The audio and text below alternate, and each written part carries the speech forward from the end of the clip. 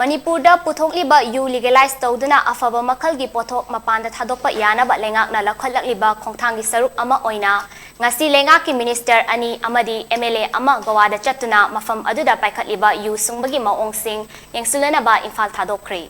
Thajaba yaba mafamdagi fangba paw amana khongchat aduda Health and Family Welfare gi Minister Dr. Sapam Ranjan, CAF and PD gi Minister L Susindro amadi Andro gi MLA T.H. Syam Kumar Goa gi damak imphal thadokibani hairi.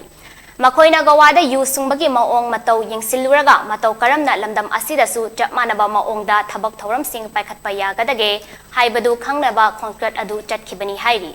Panbayay Manipur asi dry state ni haina lezarabasu Yoo marang kaina fangba maramna lengakna kanglon amagi makhada legalize tauraga Yoo sunghalaba matungda mapalamda thadoknaba lengakna miyeng changba haurakibani.